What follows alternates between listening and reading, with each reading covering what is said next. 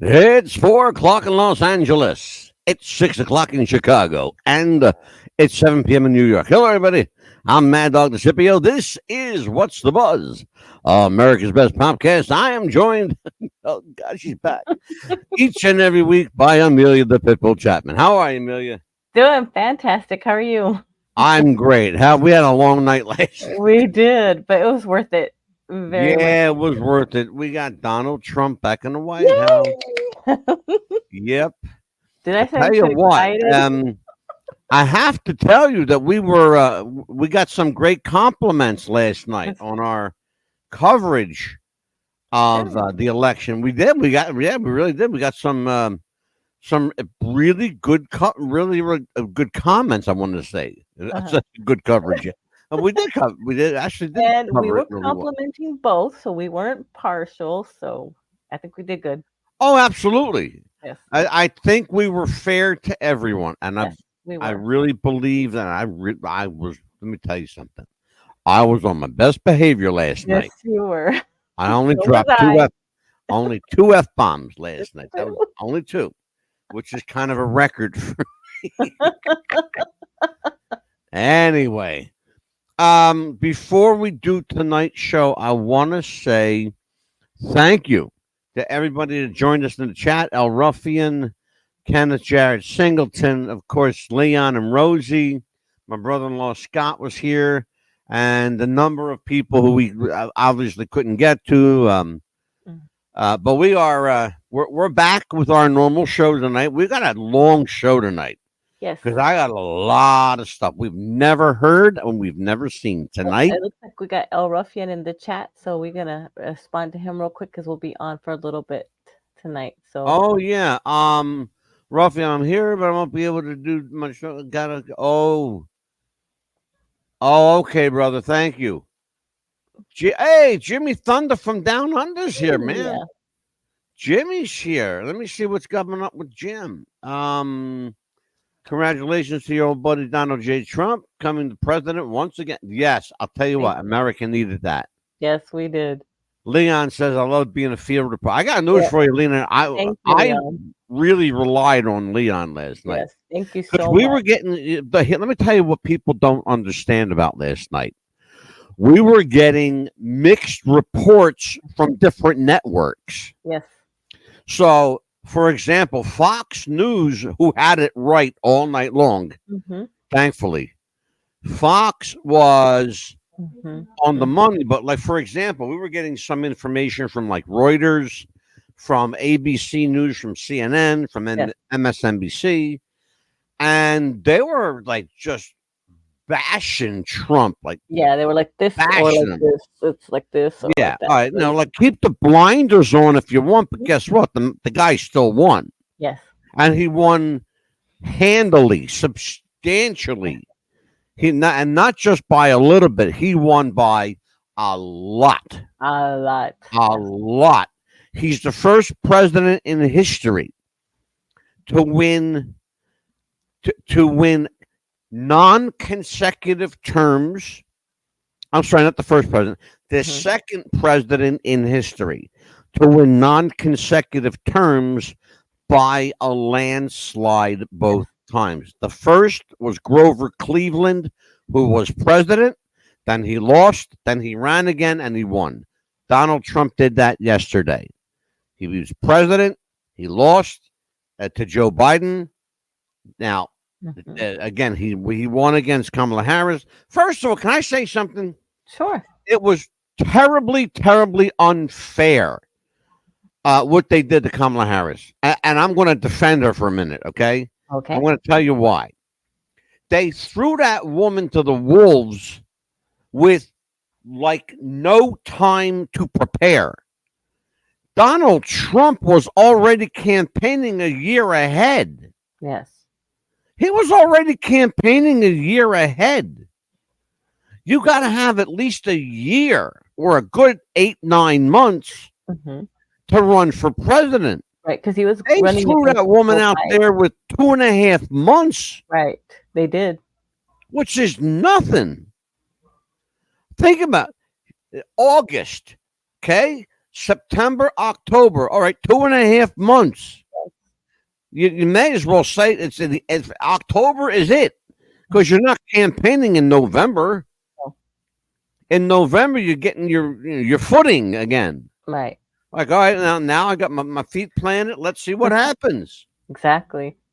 And then Kamala Harris today was supposed to speak at 9 o'clock this morning. That got pushed back to 4 o'clock. Everybody's sitting around waiting. Then she came out at 4:30, and she said absolutely nothing of noteworthiness. But I will say, you will see her in 4 years. You will see her in 4 years. But also, you're going to see Nancy Pelosi in 4 years too. Oh my goodness, God please no. help us. Yeah, Leon, listen, I know my history too, brother. Grover Cleveland. Yep. What's that, James? Jimmy Thunder says it's not just a win for the USA, but a win for the world. Yeah, no shit, brother. I got news for you. People don't understand America. It so goes America, so goes the world. If America falls apart, the world's got anarchy. You ask Jimmy Thunder because he lives in Australia. I'm sorry, New Zealand, Yeah. right? You ask a guy like Jimmy Thunder from down under how important American influence is on the world stage.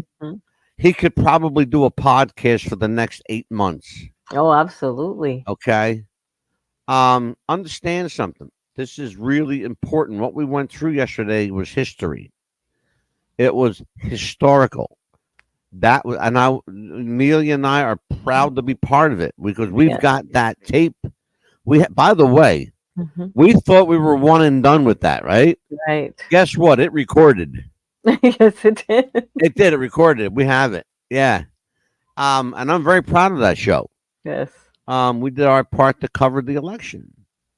Lion Kamala, who's that? Oh, that's a new person in our chat. Get a new one. Give me a break, Sheriff. Well, I'll tell you what. I mean, we agree with you. Nice to have you in the chat. Who are you? Give me a break. Give me a break, Sheriff. I love that name, right? It's a great name. So anyway, tonight, a special show. You've asked for it. You've got it. This is going to be a long show. Ladies and gentlemen, we got some never before seen video, never before heard audio, and we have the original 911 call because there were 2 911 calls made. You're going to hear parts of both of them tonight, but I want you to listen because it's really, really interesting. Listen to the 911 call and listen to what the 911 operator says. It will blow your mind. Amelia? Yes. Why are we getting inundated with Chris Benoit? We have every show we do. At least 1 or 2 people in the chat room say, "Can you cover Benoit again?" It's been 18 years, and this is somebody that people loved, people cherished, and they just cannot get over how he died because they don't believe that it was a murder suicide. They believe that he was murdered. They don't believe. I said it before. I think it was a hit.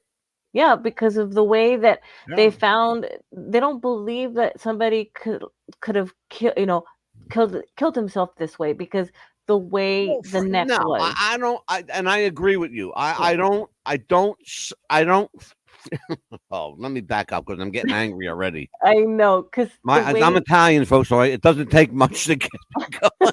Because the way when I hear people talk like that, I want to smack them upside the head and go, "Are you stupid or what? Yeah. Are you silly or what?" Because let's just common sense, folks. You don't have to be brilliant to figure out a couple things, okay? The guy adored his son. Absolutely. All Adored. of his son and daughter. You want to take over this? No, but I'm Yeah, just saying. I'm in the middle and you interrupted me, Amelia. I would never do that to you.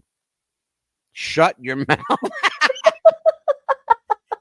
You're right, I would. But no, here's the thing, though. It's really important because people don't understand. This guy adored his son. Yes. His son was his life. Oh. It's okay to hurt yourself, but you're not going to hurt your kid. Nope. I don't care who you are. You'll never convince me that Chris Benoit killed his son. No. Okay, so he and his wife had problems. You're going to hear on tape tonight a man calling for Nancy. And he didn't call once or twice. He called 3 or 4 times for Nancy. With great concern in his voice, like he had care for her. Right. You're going to hear that. The other thing you're going to hear is from the WWE's private detective, the guy that does, one of the guys that do security for WWE. This guy was Vince McMahon's personal bodyguard for a while. And then he did security for the company. A former police officer in New York. What you're going to hear from him will astound you. It will absolutely astound you. And you're going to hear from Arn Anderson in a never-before-seen video. It's never been released on television. It's never been. I got a hold of this thing. It's available, but it was never seen on television. Oh my goodness. In fact, we're going to start off with that one, and we're going to talk about this. Now, this is going to set the tone for the rest of the night. Before I do, let's get into the chat room. Chris and I almost have the same birthday, just a few days apart. Leon, really, Leon? Oh my goodness. Ruffian says, I'm ready. All right, brother. Here's clip number 1. Pay very close attention. Pay very close attention. You're going to be tested on this. I'm not even kidding. Here you go. I asked for a little of WCW's valuable time. I never asked for anything, but I called in my marker on this one. You see, something's either happened or it's about to happen of an unbelievable magnitude. A couple of years ago, I was in Japan wrestling and I saw a kid named Chris Benoit. And it just flew off the page. That's a horseman. I went to WCW officials. I played a very big part in getting Chris Benoit here. And he's exceeded all of our expectations. And I told him the first rule is, Chris, anything you want in this sport, the road doesn't rise up to meet any man. You've got to reach out there and take it. But you see, there's an unwritten rule also, a cardinal rule. It doesn't just apply to wrestling or sports. It applies to every aspect of a man's life. Number 1, you take care of your family. Rule number 2, you don't mess around in another man's family. You see, I know now that you're in Germany. We can't find woman. We deduce whatever we will. The fact of the matter is, Chris, there's going to come a time, and it's not that far down the road. You see, I've got more age in years. I've got more age in the business, in this great sport. And age denotes wisdom. There's going to come a time in my life and in your life when there's no more cameras, no more TV lights, no more people running up to you at the mall saying, can I have your autograph? And whether you walk away from this great sport, or whether you limp away, or whether they roll you away in a wheelchair, the one constant will always be in your life is your family. They're there. They pat you up when you're hurt. They prop you up.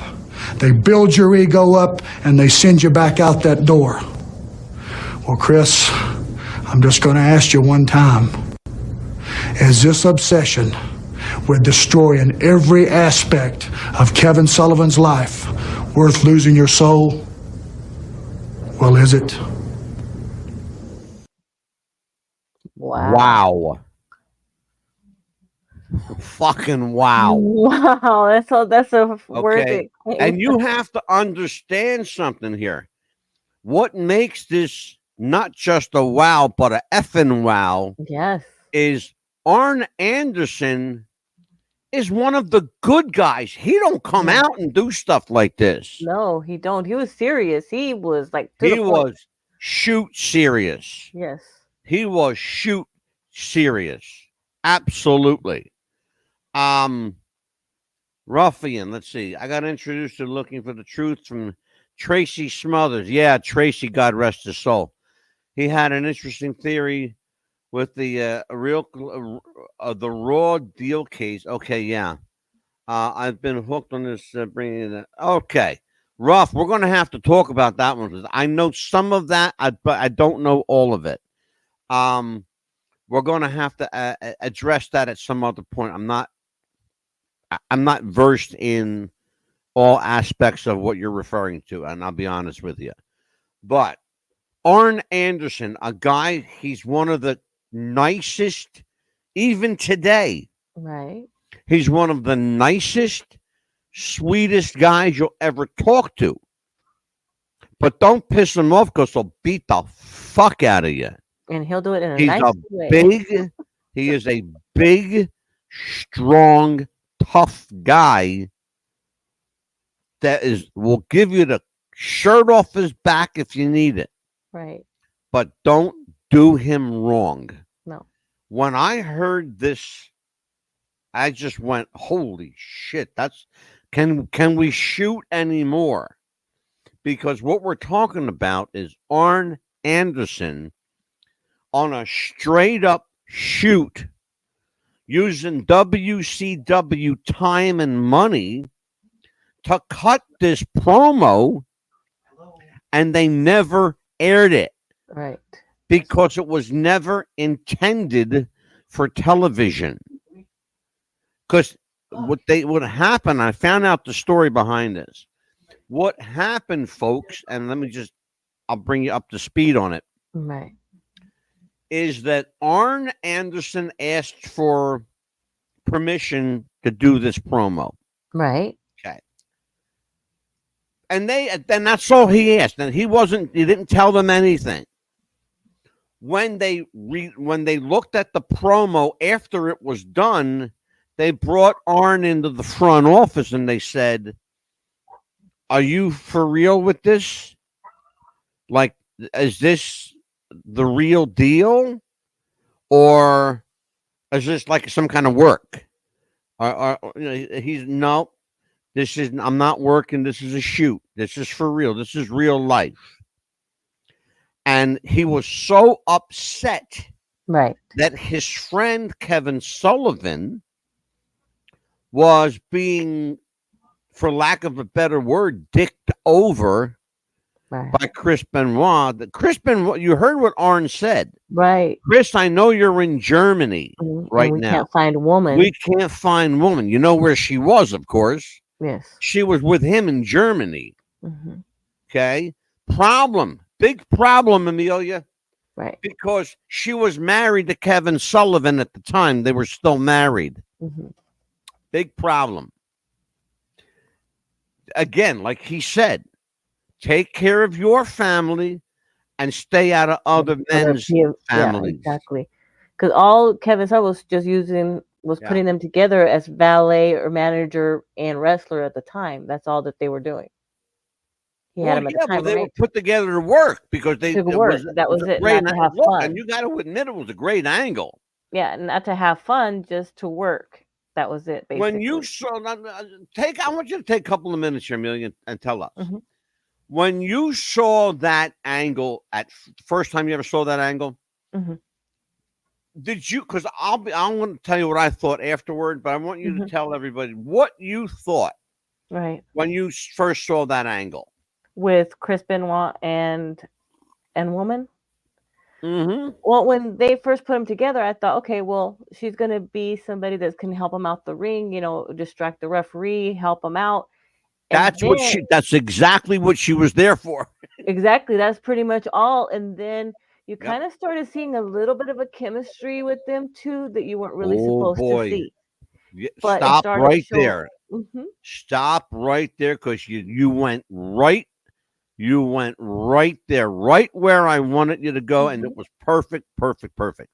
Hmm. You could see, Yes. the viewer could Yes. see the chemistry Oh, yes, you can. between Nancy Hmm. and Chris. It was like boom, it was Yeah. electric. Very so, yes. It was like lightning and water, baby. Oh, yeah. Just the way she would look at Yes. him, just the eyes, just like. You're going to see those eyes tonight, and Mhm, I'm glad you said that, because you're going to mhm. see it. That was Arn Anderson, a guy that really never got in anybody's No, business, but he felt so. guilty. He looked like No, he it felt wasn't guilty really for him. guilty, Amelia. No, no, no. I'm going. I take exception to that, and I'll tell you Mhm, why. But I know why you would say that, though. mhm.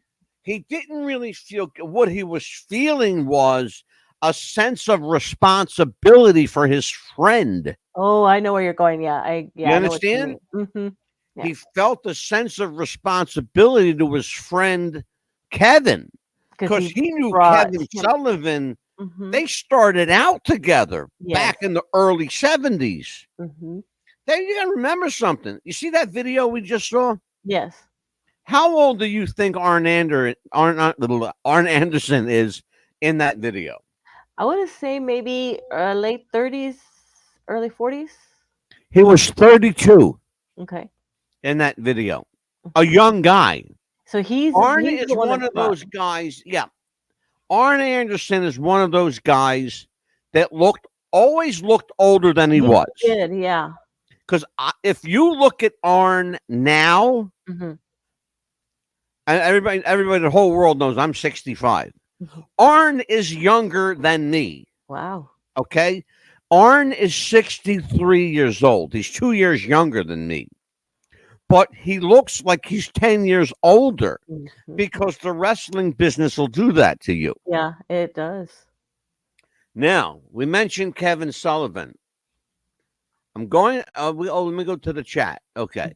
Um, let's see. I want to go here to Ruff. The Raw deal case had to do with I got it. Yep, yep, yep, yep. I know what you're talking about, Ruff. I got you covered, brother.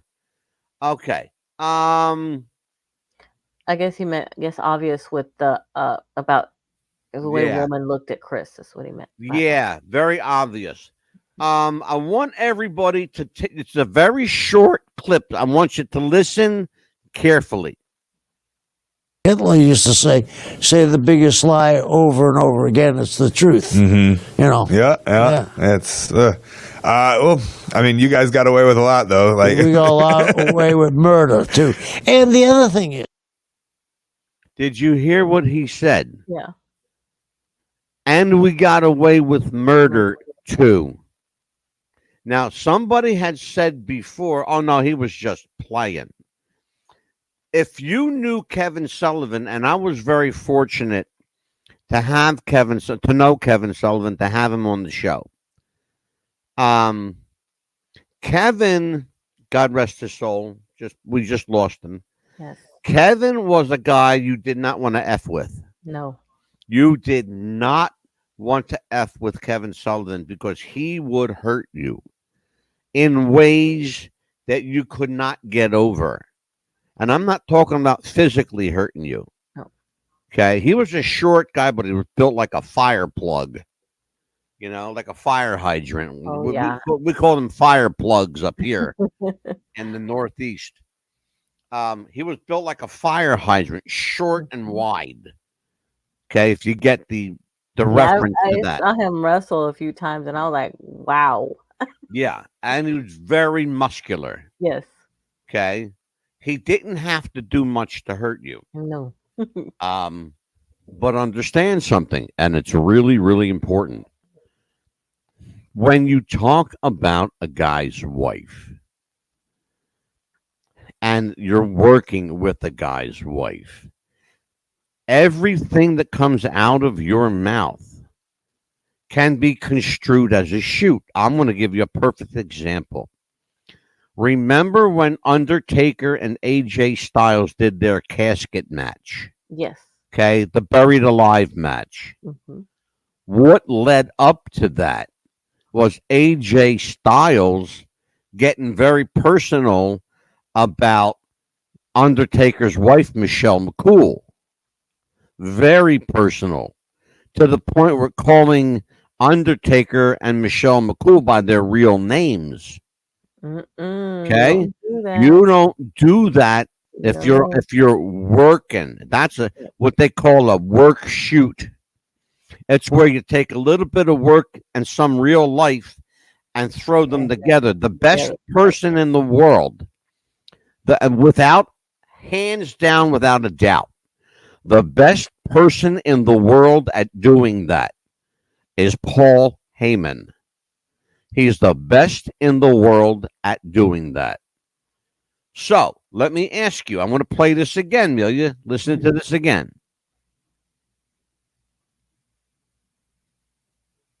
Hitler used to say the biggest lie over and over again. It's the truth. Mm-hmm. You know. Yeah. It's well, I mean, you guys got away with a lot, though. Like we got a lot away with murder too.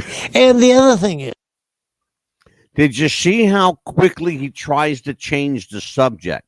Yes. And we got with murder too. And the other thing is, I play that again for a reason. I wanted you to hear the inflection in his voice. Yes. Okay. Kevin was that kind of guy. Like, all right, go ahead, push my buttons out. We'll see. Yeah. But when you're not ready, his voice changed really quickly. When you're not looking, when you're not ready, I'm gonna get you. Yep. We have. What are your thoughts on that, Amelia? He was kind of the guy that would be, don't mess with me, but I'm gonna be sneaky in a way to come get you, but you're not gonna know when I'm gonna come get you. He was that type. Well, yeah, you never knew. Well, that was a given. You never knew with Kevin. But because he would meet you out in the parking lot and beat the fuck out of you, and or do something and swear up and down that he was nowhere near there. Yeah. And people liked him so much they would vouch for him. Oh yeah, and even too, like if he wasn't going to be able to pay you, of course you still come wrestle for him because you still liked him. He was still a kind of guy that you still come wrestle for. And no, that's not true. No, they still, No, Kevin. When Kevin showed up, the first thing you did was pay him. If you didn't pay him, he'd get back on the plane and go home. Oh, okay. I mean, I thought the other way around. Like if he didn't like you, you would not work with him or something like that. No. It's not. That's not how wrestling works. Oh, that's not how wrestling works. Here's how wrestling works. You pay me, I come, I show up, I do my job, and I go home. That's it. I don't care if you like me. I don't care if you don't like me. You give me the money, I'll do the show, and then I go home. You pay for my airplane ticket, I'm a happy guy. Rock and Roll Express were the same way. Same way. I brought the Rock and Roll Express in years ago. They worked for me. Pay them, pay their airfare, you fly them in. Round trip. Fly them in, right? Back then it was cheap though, because we had Priceline. Oh yeah, that was Priceline.com, cheap airplane tickets. Now they're I don't know where they're at now. Now they got like other whatever the hell it is. Anyway, what's it called? Travel-Lago or what the hell is it? Something like that. It's whatever the fuck it is. Anyway, but Priceline.com, you would bring them in. Cheap airplane ticket was great. You could fly them in anywhere from the country. You paid them the money. Rock and Roll Express, I'll tell you what they were getting. I got them cheap. $600 for the team. Wow. $300 for Ricky, $300 for Robert. Okay, Mm-hmm. they wrestled for 30 minutes for $300, Wow. but they had their airplane ticket. That was the big deal. They knew they could go home. Mm. That's why no problem with them guys, because first of all, they've been around a long time, Oh, and absolutely. that's how they worked. That's how they worked. Hmm. But no, Kevin wasn't. He wasn't like that. Kevin was the kind of guy where, like him, don't like him, whether he liked you didn't matter. Yeah, I'll show up. Pay me the money. Give me X amount of dollars, $800 or whatever, $1,000 for one night. Of course, think about something. You're flying him, and that's costing you like 300. Right. You're going to pay him 500 or 800 to be there. He's going to wrestle for 10 minutes. Right. So he's getting $800 for 10 minutes work.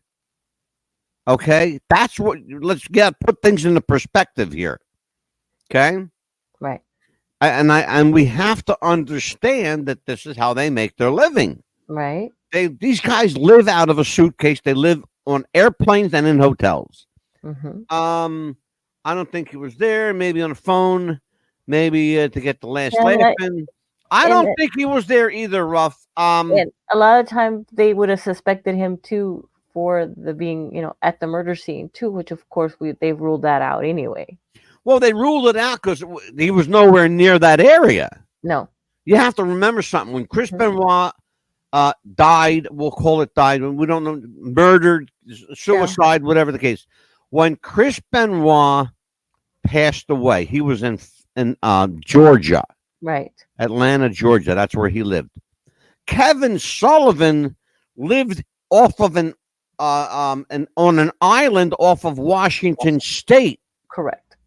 Okay? He lived on an island. People don't understand that.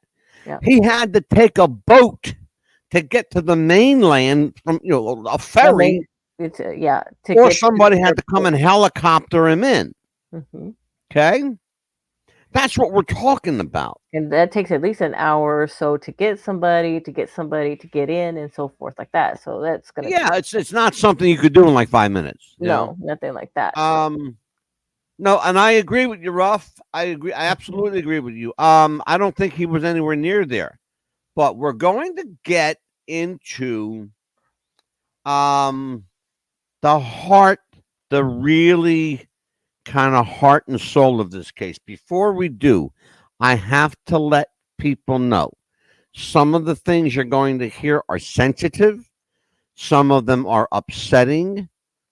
On some of these audio calls, you're going to hear people crying.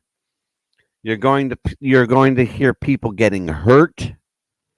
I will tell you that if there are young children around under the age of 16, right, it's probably not a good idea to let them listen to this. Do so at your own discretion. Exercise parental judgment. Please do that. We are not responsible for the contents of these videos. All I'm doing, folks, is playing them. You make up your own mind. It's your call. You tell us. What do you think? Because that's all we're here for. We're putting the evidence out, and it's your call. We're going to listen. The first call, and we've heard this before, Amelia. Yeah. This is a phone call from Chris Benoit leaving a message on the phone answering machine, the voicemail of Michael Becker. Let me tell you who Michael Becker is, because he's still alive. Michael Becker worked and still does work for the WWE. Michael Becker was a new employee at the time he met Chris Benoit. He was a new employee. He asked Chris Benoit for some advice, information, etc. That's the context of this phone call. That said, listen to the call. This is Benoit again. It's about 5 to 2 in the afternoon. So I'm bullshit with you, man. Find out what happened. I was talking to one of the production crew guys on the flight home into Atlanta. He said you kind of got shafted over, and that really fucking sucks. But, you know, if there's anything I can do at all, man, please give me a call and let me know. And, you know, fuck, man, you know, nothing changed the experience. Like, nothing could be better than experience, and you got that. It's like, you know, I'm talking shit right now. I don't know what the details are off the top of my head, but hope all's well with you, man, and just missed you the last couple of weeks. Wondering where you're at. I hope you're doing well. If you can, when you get the chance, give me a call. Take care, man. Hope all's well. Bye. Okay, that was Chris Benoit's call to Michael Becker. Now, during that call, something interesting happened. We now know the context. At the beginning of the call, you heard everything sounded fine, and then it sounded garbled. Yes, it did. It sounded inaudible. There's a reason it sounded inaudible. We now know what happened. Benoit was at the airport waiting for a plane because he was flying to a show. Someone hit him up for an autograph while he was on the phone talking. And basically what he did was, imagine like doing this. Like you're on the phone. And right? you have the phone like this. And yeah. he was on the phone like this. His bags, because all this has been documented. His bags were by his side. What he did was he took the phone and went like this. He put it up against his chest. What happens when you do that? Oh, yeah. Muffles the call. Yeah. It muffles the call is what it does. That's what happened. That's why now we understand. Like this, when you're like that, I guess, and it just... No, I mean, it's just very simple, Amelia. Yeah. Think about it. Like when you're on the phone with somebody, even like that. Yeah. If you like squeeze your phone like between your neck and your shoulder. Yeah, it's gonna mess it up. It garbles the call. Yeah. And that's what happened. But what he did was he was holding it like this, and then he went right back to put it up to his ear. He held it to his chest. He said, he said to the gentleman that asked him, he goes, let me finish my call. You could hear him say it. Let me finish my call first, is what he said. It sounds garbled, but I'm going to play it back later in the show. And I want you to listen to it again, because it's going to come up as an interesting side note. One of the videos we listened to in our previous show was a video of Chris Benoit allegedly under the influence of drugs. That was not true. No. And I need to tell people why I believe this and how I can prove it. I took that audio and I matched it up frame for frame, word for word, with the video of Michael Becker. And the video of Chris Benoit allegedly under the influence of drugs is nothing more than the Michael Becker phone call slowed down to make him sound like this. I'm Michael. Okay? Wow. You're going to hear that. I'm going to play it for you. I'm going to play that for you. I would love, it's funny, everybody asked us to do the show, and then there's not everybody, now nobody's here. And no comments are on and there, nobody's commenting. This is the kind of stuff that makes me go like, what? Why do I do this shit? Why do we Why do I invest all this time in a show that you look, guys, you asked for this stuff, Yeah, okay? you wanted the editing. You want it. Yeah. Well, there you go. And let me tell you something. He spends hours and hours and hours I researching did spend hours on it. It took me videos, 3 hours to do this shit. and he edits all of this for you guys. And I I tell you do what, all of this stuff he myself. You know he why? does all of this Because by I'm himself. poor and I can't afford an editor. And he does such a And great Amelia job. don't know how to do it. Well, But now that Amelia does good Photoshop. but let me tell you something, guys. He does such a wonderful job, and I thank him so much that he does this for us in the show. You know, you Oh, it's really easy. Look, here's the thing. On a serious note, it's no, important. but seriously, No, let me finish. no, Okay. please, it's important. I have to get this out. See, he interrupts. Hold on. Hold on a minute. It's important. I have to get this out because this is the last time I'm doing this. Right. After tonight, I will never again do a Chris Benoit show. I said it before, Yeah. and I'm going to say it again. This is the last, final, absolutely done that I'm doing Chris Benoit. Right. Okay?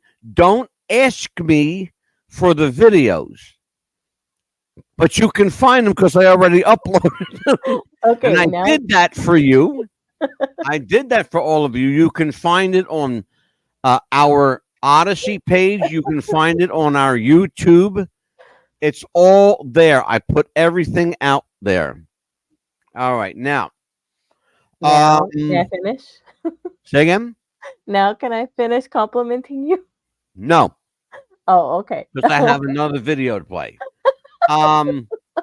These are this next. I want to just get you kind of an idea here. Okay. The next audio we're going to hear, it runs about 7 minutes long. Okay. I am not going to stop it. I'm going to let it play. Okay.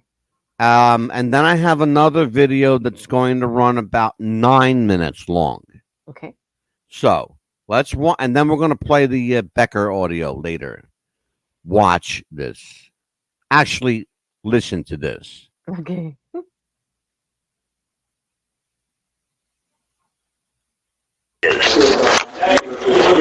Hey Chris, this is Eddie Guerrero. Hi Nancy, how you doing? This is Eddie, Becky, Shaw, and Shirley. And we all want to say hello to you and Daniel and Chris and the whole family. We hope you guys are doing great. And just want to let you know the next time you guys are around in Phoenix that you guys got a home to come stay with us with. We're really looking forward to your company.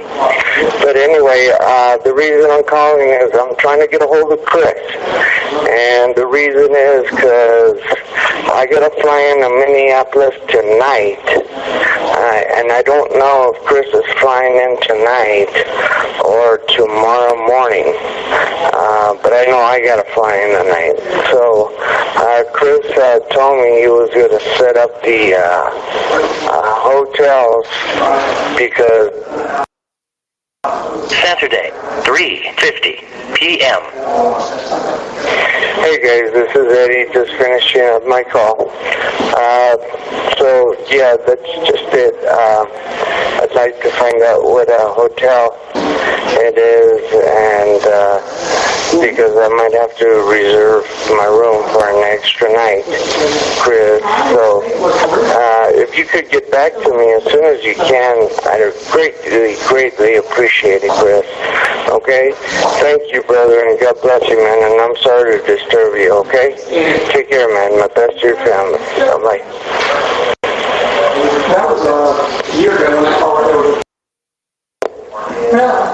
Saturday, 3:52 p.m. Hey, Chris, Nancy, it's Mike. Just called to see how y'all doing. So, anyway, if you get a chance, don't give me a call. All right, take care, guys. Hope everything's all well. Love y'all. Bye. Friday, 6:20 p.m. Hey guys, Mike. Give me a call. Okay, now, did you hear that guy? Yes. That's Michael Becker. Mhm. He calls and says, "Hey, here you go. Hey, it's Mike. Listen again." Friday, 6:20 p.m. Hey guys, Mike, give me a call if you give a chance.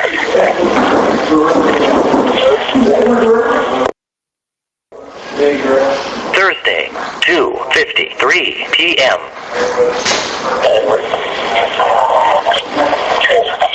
Hi, Pooh Bear. We'll be back soon, okay? We'll just be there, okay? Hey, Pooh Bear. Hey, Pooh Bear. Love you. Bye. Saturday, 3:12 p.m. I love you. Thursday, 10:20 a.m.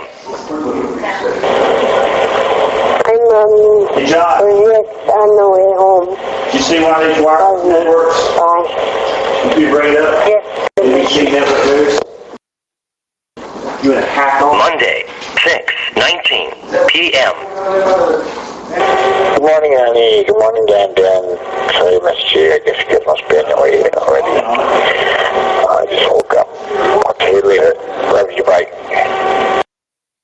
That was Chris Benoit calling Nancy's phone, saying to her, "I just woke up. I'll call you later. Love you. Goodbye."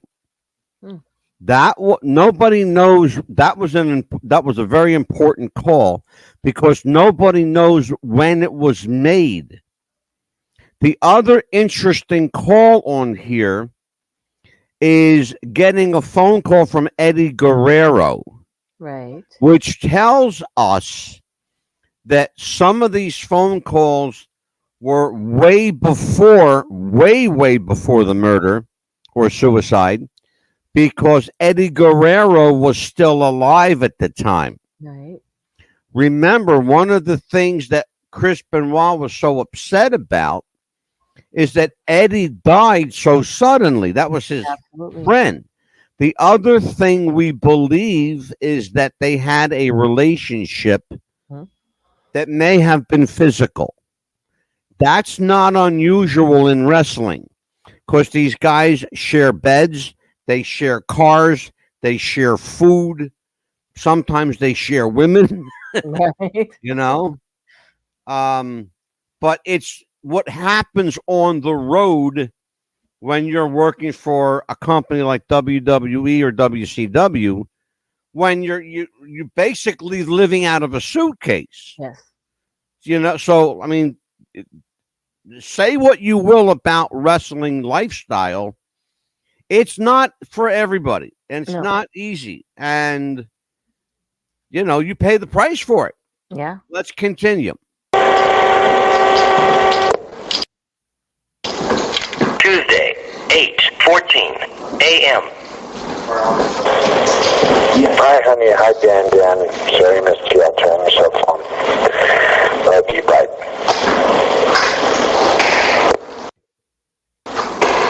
Tuesday, 11:45 a.m.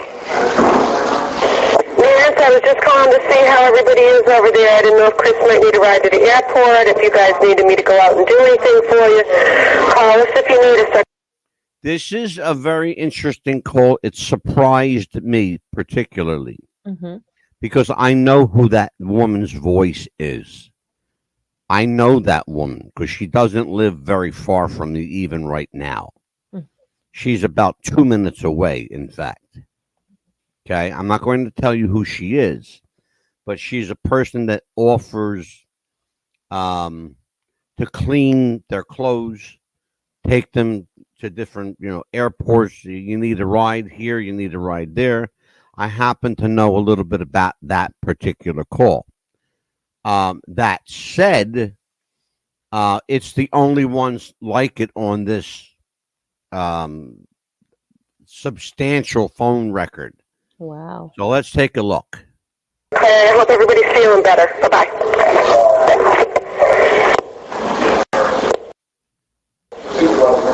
Sunday, p.m. Hey, Chris, Johnny, give me a call when you get a chance, okay? Bye-bye. You heard him say it's Johnny. Let me tell you the Johnny that he's talking about.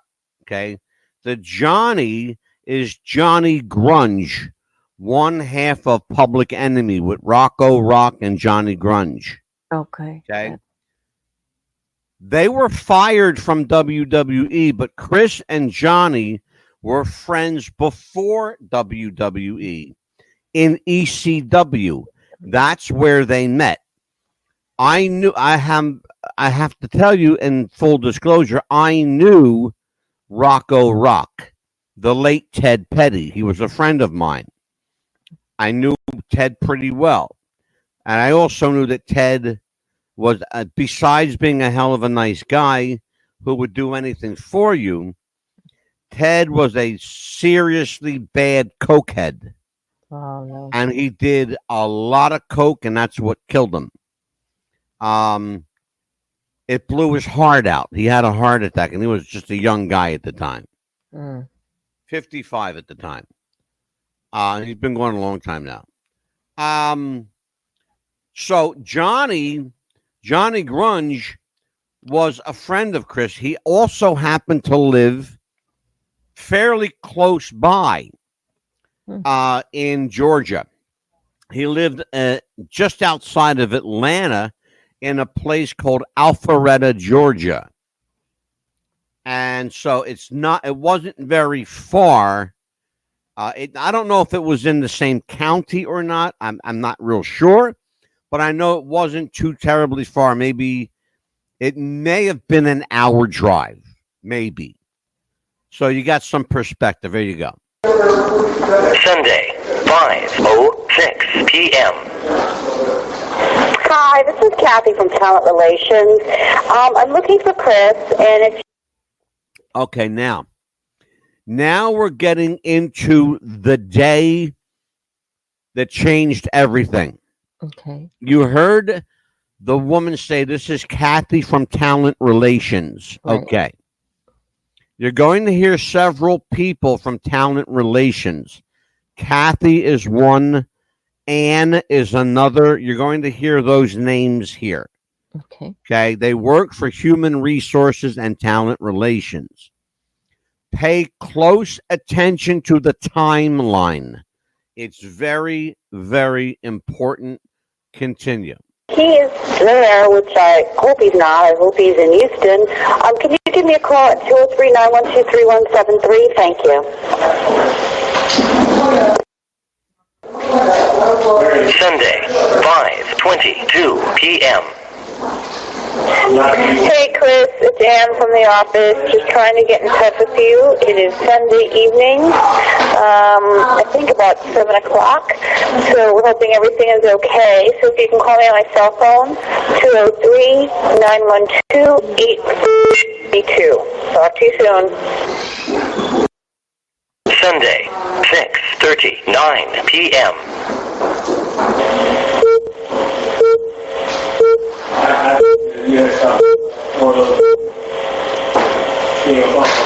Hey, Chris, it's Ann from the office. Just trying to reach out to you. Give us a call when you have a chance. 203-352-8670. Talk to you soon.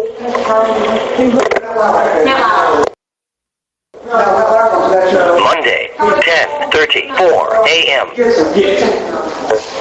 Okay, now everybody remembers that Saturday and that Sunday they had a weekend full of shows we call them double shots. Okay, 2 shows on Saturday, 2 shows on Sunday. They did an afternoon show and an evening show both days.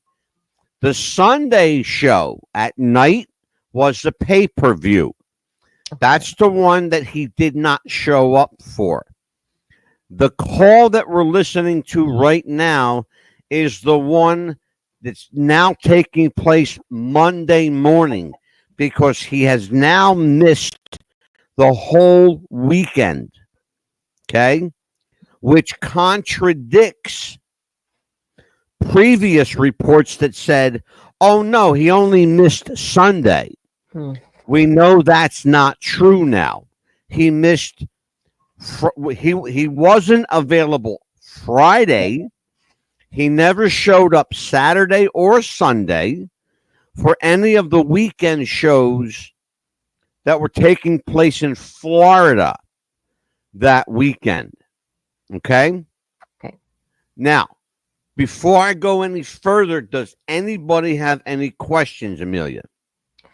Yeah, it just, to me, it's like they should have been able to do a well check. Shouldn't they have already done that? Well, I'm glad that you said that. I'm glad you said that because you're going to hear the police officer ask for a well check. You're going to hear that one fairly soon. Okay? Okay. I'm going to go probably, let's see here. We got at least another like 30 minutes worth of video. 30 minutes worth of audio. Okay. Let's continue, and then you guys in the chat, if you have any questions, please jump in here because you're going to hear something you never heard before. Go ahead.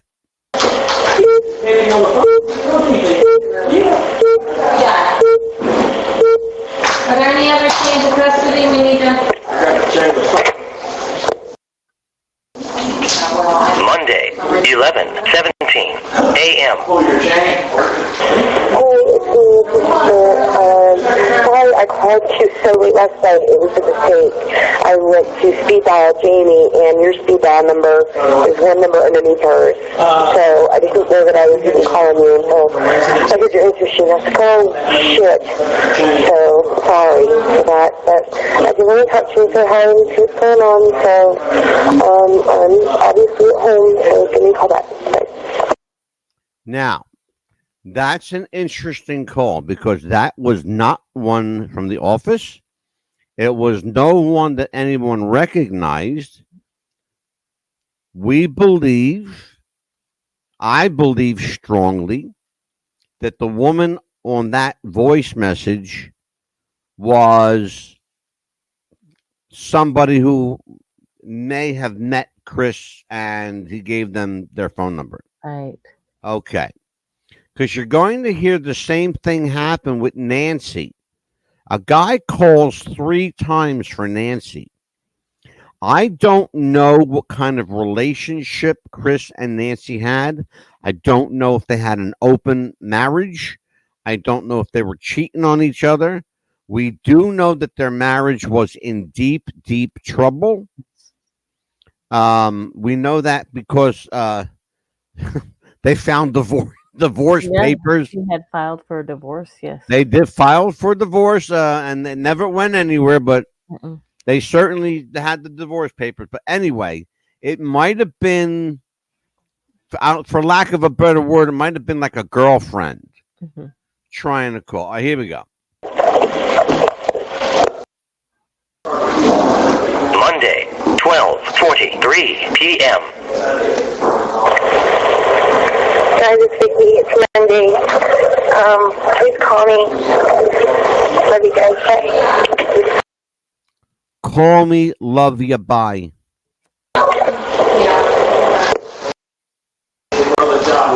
Monday, 1:02 p.m. Lance, it's Pam. Call me.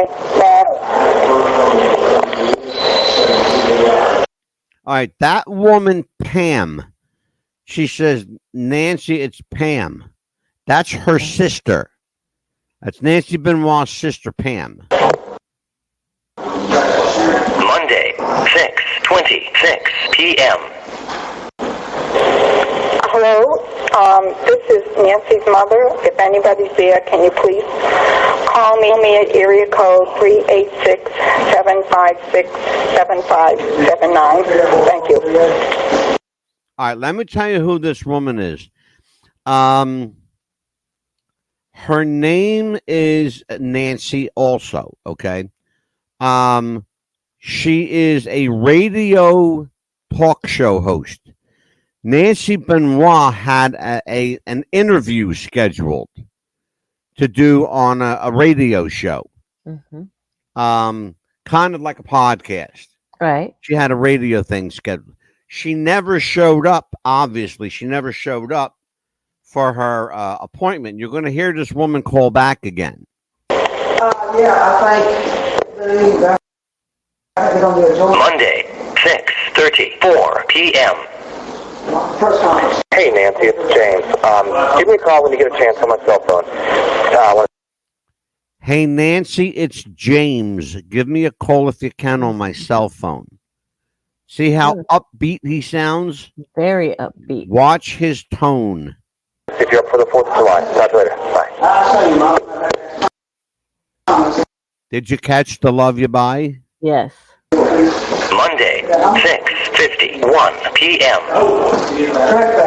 Hi, Nancy. It's Marnie in Canada. Just phoning to see if everything's okay, because we've heard terrible reports on the radio, so just calling to confirm. So hopefully we can talk to you. That's the lady from the radio station calling to confirm. She obviously never picked the phone up, right? Right. All right. Sure. Bye.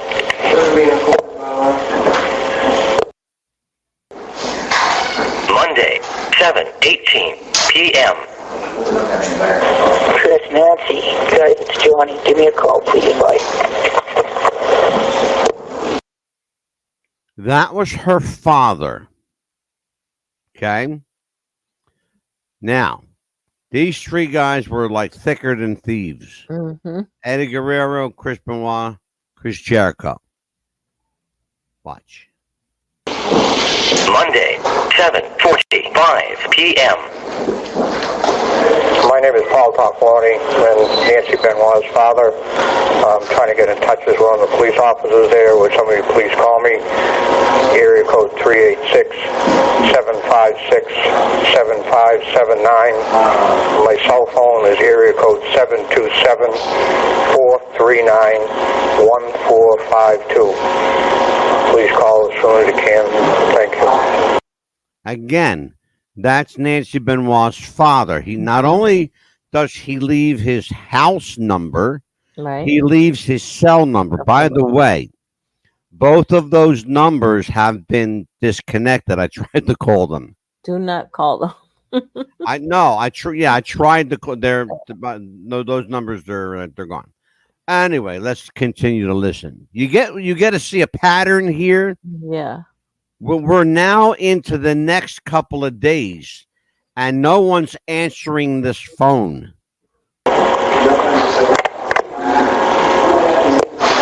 Oh, and by the way, the police pulled all of these calls off of the house phone answering machine. Mm-hmm. They were all recorded on the house phone answering machine, kind of like a digital voicemail. There's not like an actual machine where you, Right. but they got it from the carrier, from the phone carrier. It's like a kind of like it stores all your messages. Oh, yes. Here you go. Monday, 7:47 p.m. End of messages.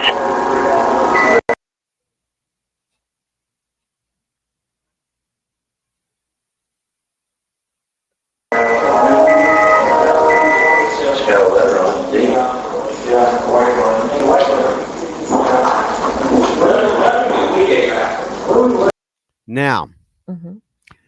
you're hearing a lot of noise in the background, a lot of people. Right. Sounds like a public place. Okay. It is a public place. It is the airport.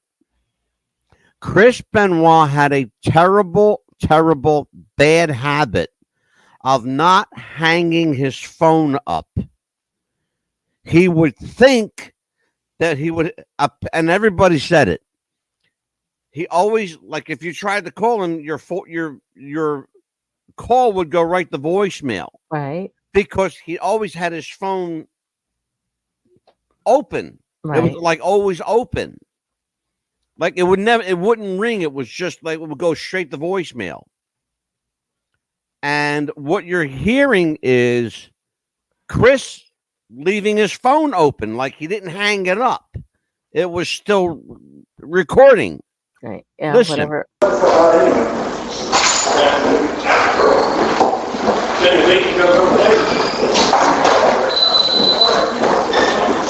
Oh, you got in my way. Let's get you rib leg. Look at her, Lord. What I done? It's hot. I don't know, stop. What you doing?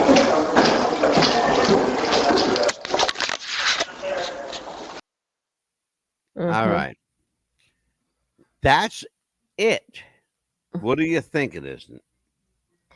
It just no one. I'm surprised that nobody did a well check sooner than what they did. I mean, let it go like that for days. I mean, if it was like me, I would have done a well check that you're Friday, listening Saturday. to like you're Friday. literally listening to. Hold on a minute. I want to answer your question for you. You're literally listening to Saturday, Sunday, Monday, and 4 days worth of phone calls. That's just from where the lady says, this is Kathy from Talent Relations. Right. That's 4 days worth of phone call just from that. Right. That's not counting the 7, 8 phone calls before that from Nancy Benoit's friend, from Chris Benoit's friend, little friend would have called him, from Eddie Guerrero, from other people, Right. okay, leaving messages. So that's what we're talking about. And that one from Vicky kind of threw me off. Is that just a planted voicemail to me? Say that one again, Neil. I want to understand what you're saying. The one from Vicky Guerrero. Hi guys, wanted to say I love you. Is that just a planted voicemail? I don't know. First of all, I have 2 questions regarding that. Mm-hmm. The first phone call, the very first phone call we hear is from Eddie Guerrero. Right. Why would Eddie Guerrero need to say, hi, this is Eddie Guerrero? Exactly. Okay. They know his voice. He would not only would he know his voice, they've been friends for 20 years up to this point. Yeah.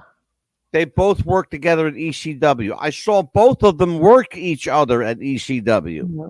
They both worked each other in Japan, in Texas, in California. They worked each other all over the United States, all over the world, in fact. Mm-hmm. Okay? I would think after knowing a guy for 20 years, you would know what his voice sounds like. Why would it be necessary to say, hey, Chris, this is Eddie Guerrero? Like, you wouldn't even have to say, hey, this is Eddie. You know? Or like if I was to call you. Sometimes you don't even say this is Eddie. If it were me, I would go, hey, schmuck, hey, asshole, it's me. You know? Or if it was me calling you and say, hey, I just wanted to ask you a question. Can you call me back? You know it was me. Al Ruffian said Eddie kind of sounded a little off. Yeah, you know why? Because I don't think it was Eddie. Why would you need to call and say this is Eddie Guerrero? You would already know it's Eddie Guerrero. Yeah. That's my point here. That like I heard that and I went, stop the presses. I gotta listen to this call again. Yeah, I was like, and then the one from Vicky really, really threw me off too. It's like, why is she calling them? Well, that's it.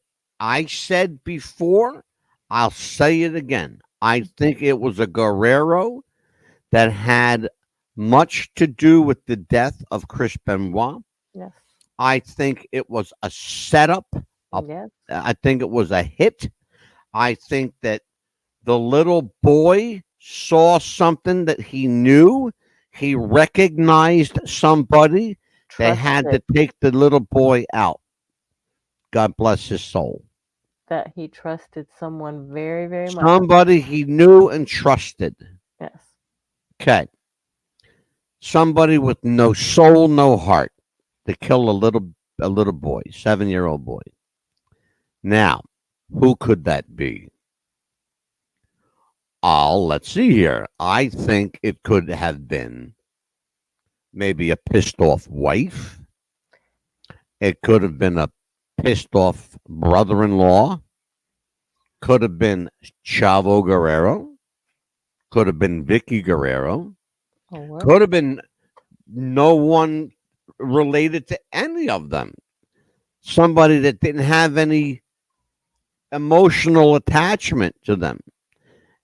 Think about why mafia hitmen are so good at their job. Right. Because they're not emotionally connected to anybody. They're just going in, they get paid to kill somebody, give me the money, I'm out of here. Right. And they never get caught. No. We're 18 years later still talking about this. Yeah. Why? Because I think whoever did this was a pro and they got away with it. And we saw, Amelia, you and I saw the pictures. Yes, we did. That place was pristine. Mm-hmm. It looked like a cleaning crew went in, not a police. Immaculate. It was immaculate. Yes. Craziness. Mm-hmm.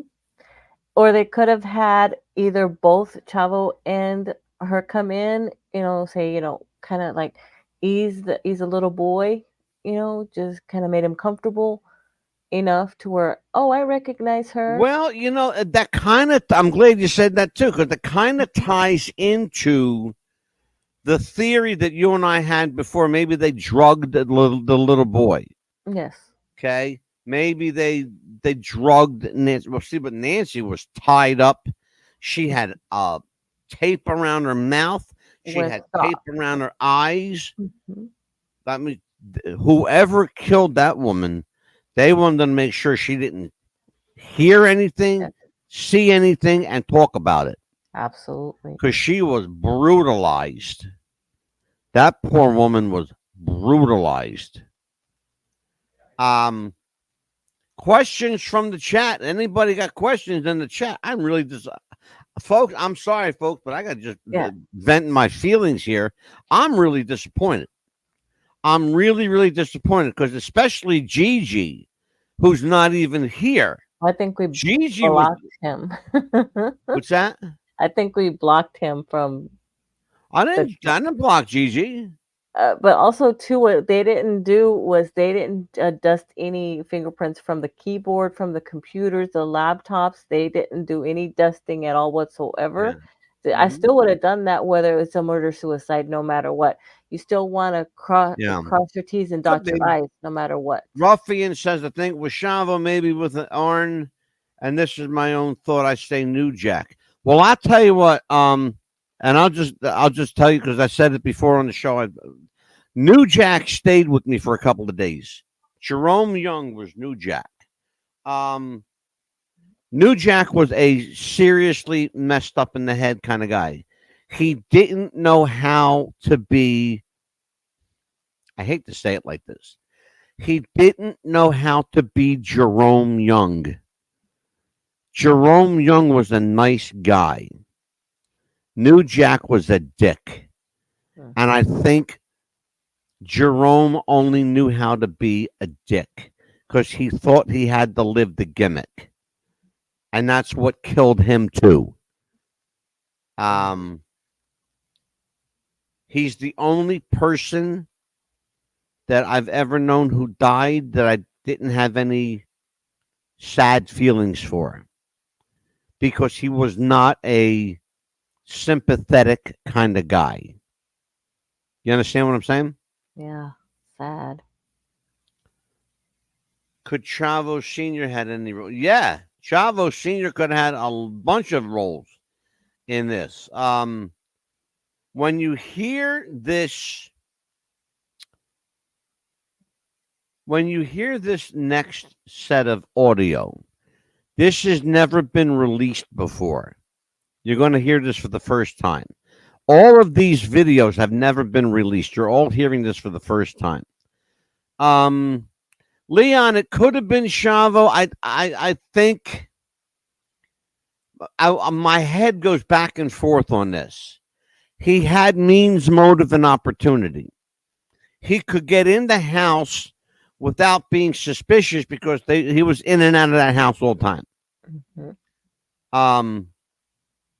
And everybody there knew him. The neighbors knew him. You know, hi, Mr. Chavo, and that's what they called him. Let's listen to this next one, and you'll get some perspective. Hi, I just spoke to one of the other officers there. My name is Dennis Fagan. I'm a retired detective in New York City. I run the security for World Wrestling, and one of our wrestlers that lives down there is missing. And he told me to say we need a welfare check done. Okay, what's the address? 130 Green Meadow Lane. The zip code is 30215. All right, Dennis, what's your last name? Fagan, Fagan. And what's his name? Chris Benoit. It's spelled Benoit. Okay, and he's a wrestler? Yes, what happened, he's a very religious gentleman, and yesterday he was supposed to show up at a pay-per-view and never got on the plane, never showed up. They tried to reach his wife, Nancy. She doesn't answer. They tried to call his house. It's out of character for him. So at 3 o'clock this morning, there was a message left for one of the other wrestlers, and basically it says, the dogs are in the backyard, the back door is open, goodbye. And that was it. Dogs in the yard? Yes, and the back door is open. He didn't say anything else, and that was it. That message was left at 3 o'clock this morning for another wrestler.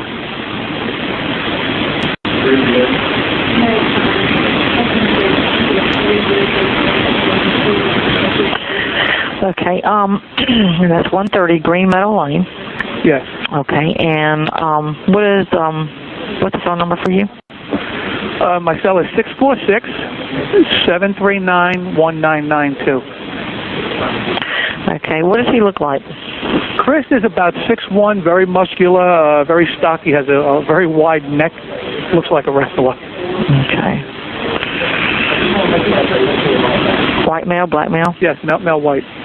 White male. Okay. He's got short black hair.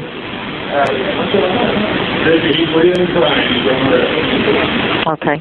All right. We'll go ahead and send somebody out there to check on him. If you want to call us back in like 45 minutes or so. If they number I should call back? Yeah, it's 770 461 4357. 4357. Yeah, and if he's there, we'll tell him to give you a call. But if you want to call back and check to see if if anybody was there or anything, just call us back in about 30, 45 minutes. Anybody can talk to you. It doesn't matter. Great. They're going to ask you for the address again, but that's about it. Okay. Okay. All right. Thank you very much. Bye. Bye.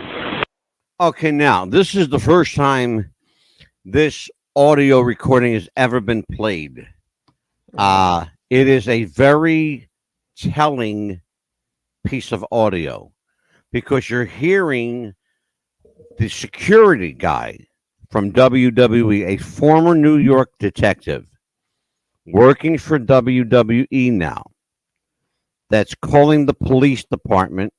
He identifies himself. It's easy enough to check out who he is so they know that he's legit.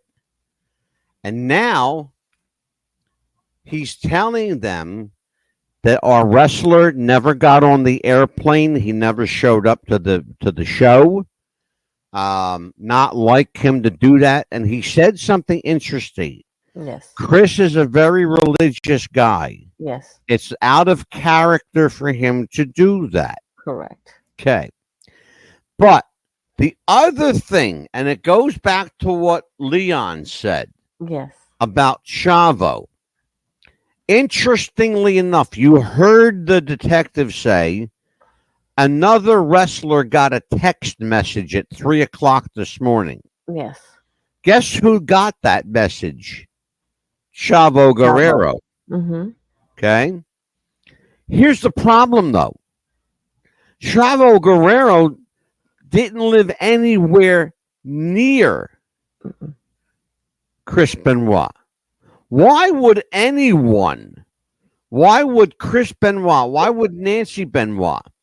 Why would, and you're going to hear Nancy Benoit's phone comes into play too. Why would any of them text Chavo, because Chavo lived in Washington State. Exactly why. I'm sorry, I'm wrong. Not Washington State. Oregon. Close enough. It's right there. Yeah. It's underneath Washington State. Oregon. Portland, Oregon is where Chavo lives. He still lives in Portland. That's where his house is. He didn't live that far from where Roddy Piper lived. The late Roddy Piper. Right. So here's the question I have on a serious note. Why on earth would anyone in the Benoit house, if they were alive, why would they even think about texting to someone across the country? How is someone across the country going to check the backyard to see if the dogs are okay? Exactly. Because what the message said was, the dogs are outside, they're in the backyard, the door's open. That's what it said. Right. What does that mean? Really, what does that mean? If you get a message like that, Amelia. Yes. If you get a message like that, what does that mean to you? It's going to be like, wait a minute, why are you telling me I can't go check because I'm not nearby you?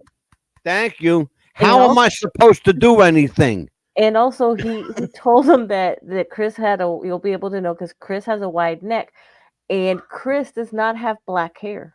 Thank you. Brown hair. Yeah, well, look. Yeah. Look at his hair. Does that look like black hair? No, only the Spanish people or Chavo or the Guerreros had black hair. Chris Benoit was a ginger. Yeah. He was a ginger. He had red hair. It does not look like black hair to me. Sorry. No, he's never. Chris Benoit has always been a redhead. I have more dark brown hair than he does. Did you see the? Hold on a second. Where is it? Yeah. Did you hold on? I got. Yeah. Wait, and you had. I'm going to see if I can pull this up for you. Hold on, Mill. Let me see if here we go. Hold on. I'm going to see if I can pull this picture up for you. Because it's a very telling picture. If it will let me pull. Here it is. Here it is. It won't let me do it. Shit. But anyway, it's a perfect picture because it's red. His hair is red. No, it's not black. But he described him perfectly except for the hair. Exactly. He's got a wide neck. He's very muscular. Okay. About 6'1", which is true. Yes. Chris was a lot taller than people thought he was. So was Eddie Guerrero. Eddie Guerrero was, if you look at Dominic Mysterio looks like a young Eddie Guerrero to me. And I think there might have been something, we're going to talk about that on another show too. Conspiracy show. Wrestling conspiracy. That's going to be a good one. But here's what I'm saying, though. If you listen to what the officer says, he gives a pretty spot-on description. And then he says, okay, well, I'll call you back. Right. Let's continue. Hi, you reached Dennis Fagan. Leave your name and number, and I will get right back to you. Thank you. When you have finished recording, you may hang up or press pound for more options. Mr. Fagan, this is the Fayette County Sheriff's Dispatch. I do have a couple of deputies out at Mr. Benoit's residence, but the gate is locked, and there are two pretty aggressive canines, or aggressive German Shepherds out there that our deputies are unable to get in. If you happen to have a gate code or anything for him, if you could give me a call back at 770-461-4357, 770-461-4357. That number, by the way, does still work. I called it. And it's the Fulton County, Georgia Sheriff's Office. And I thank them for their cooperation in the show. El Ruffian, says, and it's interesting. He says Chavo was there the week before. He knew where Eddie. Yes, of course, he knew where Chris lived. Of course, he knew where Chris lived. How could he not? He was at the house all the time. It's very light brown hair. Remember him from the mullet? Yeah, remember when he had the mullet? Yes. The mullet days. Yep, I remember them. The mullets. They were awful haircuts. Oh, please. So we're talking about a guy, Amelia, who, and we're going to hear more of that call, but we're talking about a guy who had, you know, he was well loved, well liked. He had a lot of friends. Who could you think? Who would even think about killing him? I mean, because it was such a brutal way to die. And how do you kill yourself? Hang yourself on a gym machine? That's impossible. Impossible, because I don't care how strong you are. You would have, your arms would have to be like 9 feet long to reach, to hold the weight here. Yes. And hold the pulley over here. Right. And bring them together. You'd have to be Samson to do that. And then with a towel, come on. Really? Yeah, what's that all about? That did not. We saw those. Yeah. We only were able to get a hold of, on the last show we did, we were only able to get a hold of, I think, 6 actual death photos. Right. From the house, because there was so much blood. But if you look at that house, if you look at the death photos and look at that house, I don't care who the hell you are. Somebody cleaned that shit up. They did. Absolutely. And somebody cleaned that up. All right. Except for that trash can, they didn't bother throwing what was in that trash can away. To me, they should have done DNA on that the beer cans in that trash can. To me, that here's the problem. That trash can came into play for a couple of reasons. Number one, there were a lot of beer bottles in there. Yes. Chris wasn't a beer drinker. Yes, he has been photographed with a beer bottle. Right. But he used to hold it, and he would nurse a beer for an hour, 2 hours. He would just walk around to be social with it. Right. He wasn't a beer drinker. He liked wine. Right. He was a wine guy. He liked red wine. You know? And what we saw was way too many beers in there, and we saw a tape in there with socks with blood on in there. We remember that. Yeah, absolutely. Which we later found out that was when Nancy had that in her mouth. Yeah, allegedly, because that's what. But then also too, with there was allegedly there was no water or milk or anything for Daniel to drink. Leon, we just said that. You're absolutely right. Chris was a wine drinker. Absolutely, he was. That was well known. Yeah. Everybody knew he was a wine drinker. There was a bottle of wine by the dumbbell. Yep, absolutely. You know what? That's the only thing, Ruffian, that I don't find odd. Right. That there was wine there. What I do find very odd is that there was a trash can filled to the top, overflowing with beer bottles. Here's what I think. I think someone came in. I think they brought the beer bottles with them to make it look like Chris was drunk, because everybody knows that all wrestlers drink beer. Not okay. Our friend Armageddon, Mike Murphy. He wrestled for 25 years. He hates beer. He's a wine guy. There's a lot of guys that are wine guys in wrestling. A lot of wine and champagne guys, mainly, right? Yeah, Hulk Hogan's a Cristal guy. He likes Cristal. Yeah, let's take a listen. Very much.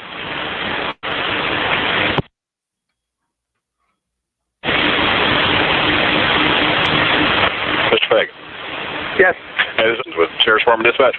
Yes, sir. How are you? I'm doing good. Did you get my message, or did you just... No, I just called the number back. Okay, very good. I do have a couple of deputies out at Mr. Benoit's house. Okay. But the gate is locked, and they're unable to get inside.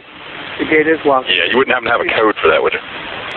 No, I don't. And the message that we got, like I say, left a message at 3 o'clock in the morning for another wrestler. Right. The gate's open, the dogs are in the backyard by the pool, and the back door's open. That was it.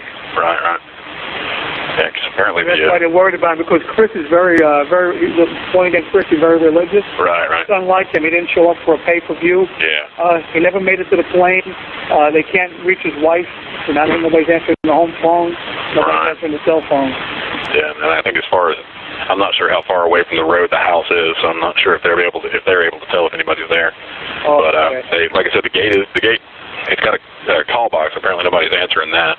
Okay. And then the dogs are actually out in the front, so and they're all right. Okay. Yeah, and they're pretty. According to my deputies, they're pretty aggressive as well. So okay, but they're not friendly, as she put it. Oh, okay. So yeah, you don't happen to know anybody that would know that gate code offhand, would it? You know what? I'm going to try and make some phone calls. Maybe maybe he did leave it for somebody, and I will get back to you. Okay, and probably what I'll do is just have I'll have my guys go ahead and leave from where they are. And as soon as you find that information out, then just give us a call back. We'll send somebody back down there. Thank you very much. Appreciate Thank you, sir. Okay. Now, but we have some speaking to do here. We got some explaining to do, Lucy. Okay, so here's what's going on that we know now. Yes. Now we know, having heard the police on the phone with the detective, we know that not only were the dogs outside, but they were in a pool area. Right. We never heard that before.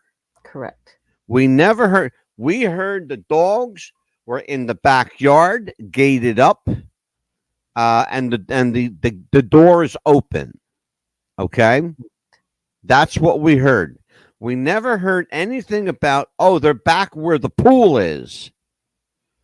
Which is interesting, because if you look at Chris Benoit's property, there's no pool on the property. If you look at Chris Benoit's house at the time of his death, right, there's no swimming pool.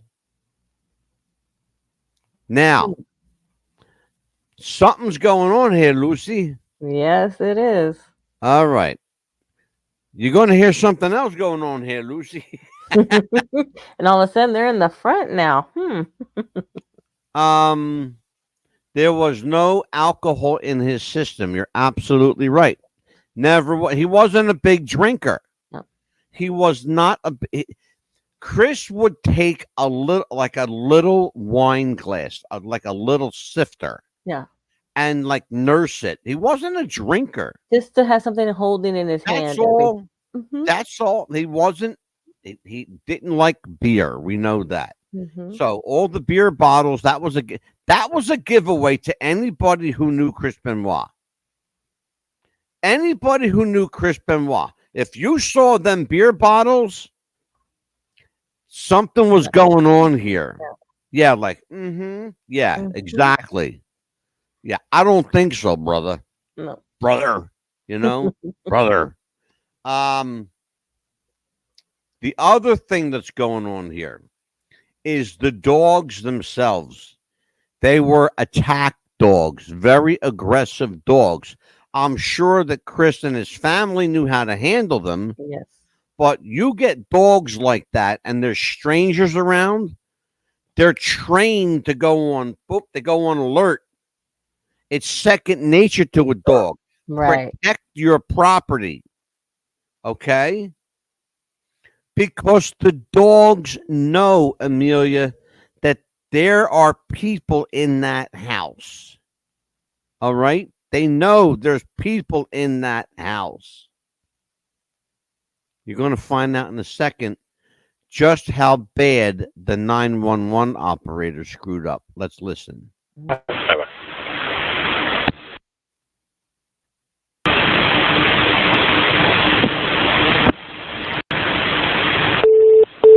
Mr. Fagan? Yes, sir. Okay. Were you able to get a gate code or anything like that? No. But what happened was they just called back. They said that there's only one neighbor to the left right there who's very friendly with them. Okay. They don't know if they might have the gate code, but they're saying that there was 2 text messages, and they were both at like 3:30, 4 o'clock in the morning. One from his phone and one from his wife Nancy's phone. Okay. And they went to the same wrestler who doesn't even live anywhere near them, right, and basically said, "This is the house number. The dogs are in the backyard. The patio door's unlocked," and that was it. So that's what they're worried about. And it's unlike, like I said, it's out of character for Chris to do anything like this. Right. He's missed 2 shows, one on Saturday and pay-per-view on Sunday. And so they're saying the only thing they know is that one of the wrestlers called back and said he's always talking about his neighbor next door to the left, who is, I guess, good friends with him. Right. But I told them about the dogs, and they were saying, they don't know. The gentleman I'm dealing with at World Wrestling is a retired judge from up here in New York. Okay. Nobody really, has a gate code, they're saying, but the thing is, I don't know what you guys would do is if you thought something was wrong in the house, right, you'd have to like taser the dog to put him to sleep. Basically, we just need somebody to contain him. I think that would be the main thing. Right. Now, that neighbor that's friendly with him, do you think they would be able possibly to contain those dogs? That's what the other this Chavro is the name of the other wrestler. That's what he's saying. He's saying. Okay. There you go. Mm-hmm. There you go. There's the magic word. Right. Okay. And the magic word is not, you got some explaining to do, Lucy. The magic word is Chavo. You got some explaining to do, right, Chavo. Brother. Brother. Well, brother, Chavo was in the neighborhood, brother. Mm-hmm. Okay. To gain what? Whose bidding is he doing? Ruffian, Leon, I need my conspiracy guys here. Talk to me. Talk to me about what's happening here. We already know that we suspected months ago, a year ago. How long did we do our first? 2 years ago? Oh yeah, at least 2 years ago, because I've been on the show for at least 2 years now. Almost 3. Yeah. Almost 3, pain in the ass. Almost 3. And we suspected that because something he was into, they saw that he was maybe making some money on, and they wanted in on it, and he probably said, "No, this is mine," or even saw Nancy doing something that she was making money on, and they wanted maybe to get into that, and she's like, "No, this is something I want to get into." Yeah. Leon has a good question. Is that Chavo Jr. or Senior? It is Chavo Jr. Why is that important? Here's why. Because Chavo Senior is considerably older. Mm-hmm. That's a major factor that we have to consider. The other thing, and it's very important here, the other thing is Chavo Jr. had means, motive, and opportunity. Why? Because he was there days before this, like 5 days before this. He was there. He knew where the house was. He knew how to get in. He knew the layout. He knew about the dogs. Why? At 3 o'clock in the morning, why would anybody text to Chavo from Nancy's phone? Yeah, okay, I can see Chris's phone, but why would you text from Nancy's phone? And by the way, they never recovered Chris or Nancy's phone. So whoever killed them, they still have their phones. Unless the person that killed them was doing it from their phone. No, I just said that. Yeah, but no. Hold on. Yeah, understand something. Okay. The phones were in the house. We know that. When the police finally squared all this away, they had at least 2 house phones. None of the cell phones were recovered. None of them. Whoever killed them still had the phones at that point. Whether they still do now, I don't know. But there were at least 2 house phones. One was in Chris Benoit's gym. In his garage, there was a gym, a home gym. I'm sorry, not in the garage. Downstairs. In the garage, there was a phone that Chris used to have, that he had put in there when he would go into his into his garage again to do work on his cars or his tools. He had, a workshop. He liked to build stuff with his hands. Long story short, here's the bottom line. Whoever did this took the phones with them. But they did so, they called from inside that house. And they had them phones with them. Okay? How do we know this? Because they left little clues like leaving a Bible, leaving a bottle of wine, leaving a trash can full of beer bottles, leaving notes that wasn't written in Chris's handwriting or Nancy's handwriting. Nobody talked about that yet. Yeah, they found notes, but it wasn't in Chris's writing. No. You understand? Yeah, and then of course, if they took the cell phones with them or wherever, they would have been able to tell the cell towers were from wherever. So they probably did that. And then also, Chris Benoit's older son said that it wasn't like his dad to even leave a suicide note because he was going to meet his dad later on that week to do something together. You're going to hear that tape, ruffian. You're going to hear that tape. I have that tape. Actually, it's going to be the next set that I play. But let's listen to this. That Chris is always saying how friendly he is with his next door neighbor, but it's to the house to the left. House to the left. Yes, and we don't know like the I said, name. they all seem to be very worried because they get these messages at 3:30 o'clock in the morning. Yeah, and they said when they spoke to him the other day, he seemed depressed and he said something about food poisoning. And they, like I said, they get the same messages. Nobody's answering the cell phones. Nobody's answering the house phones. Right, that's definitely suspicious. Okay. What I'll do is I'll go ahead and have a deputy swing down and see if they can make contact with the neighbors. Okay. And see where we can go from there. Okay, thank you. You'll let me know. Thank you. Yes, no problem. Bye. It's okay. Now, that's as much as you're going to get from the police at that point. Now, ruffian's talking about this 911 call. I have that call. You're going to hear, I want you to listen to because I'm going to play the entire call twice. And I want you to pick up what I picked up. Okay. I want you to listen to it. Here you go. Again, before I do this, it is graphic. People are upset on here. Just let it play out.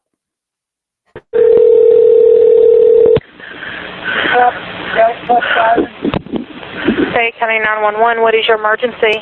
Hi, the cops came to my house, and I just want to make sure that they're okay because they sent me over to my neighbor's house, Chris and Nancy. What's your address?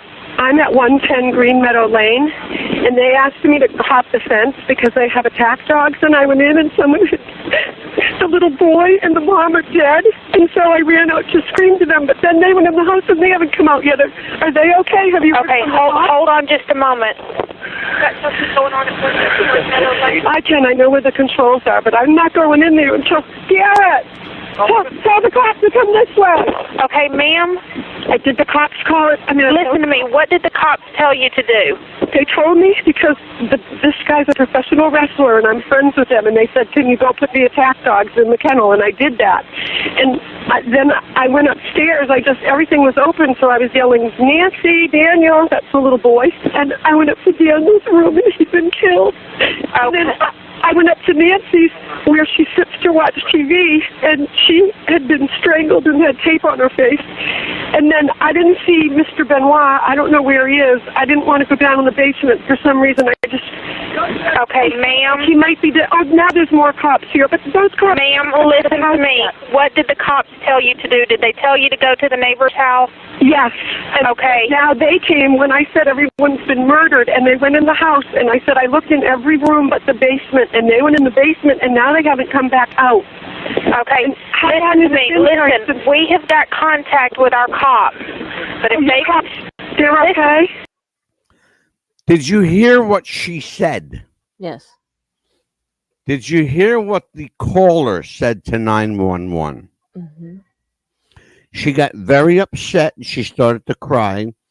The little boy is dead. The mother has tape on her face. Okay. Mm-hmm. That's very important.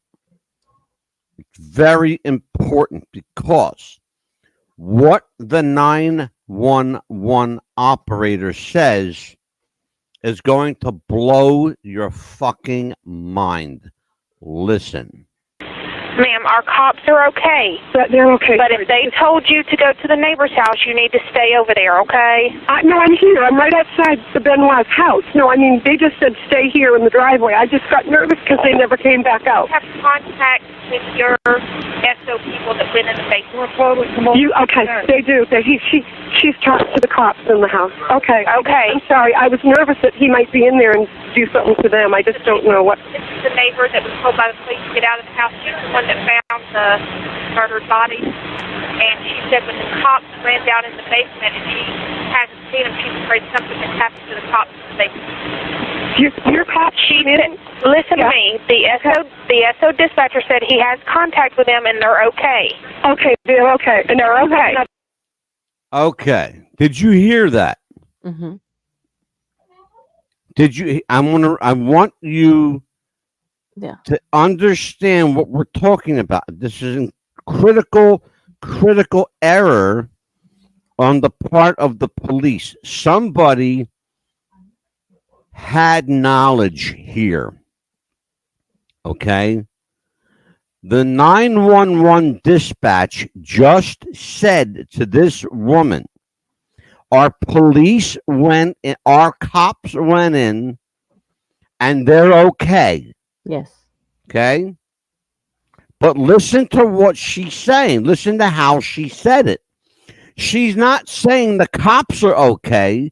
She's saying the Benoits are okay. Right. Let's listen to that again. So I just want to make sure your cops... And she said when the cops ran down in the basement and she hasn't seen them, she's afraid something has happened to the cops in the basement. Your cop? She didn't listen to me. The SO dispatcher said he has contact with them and they're okay. Okay, they're okay. And they're okay. Not a cop. Okay.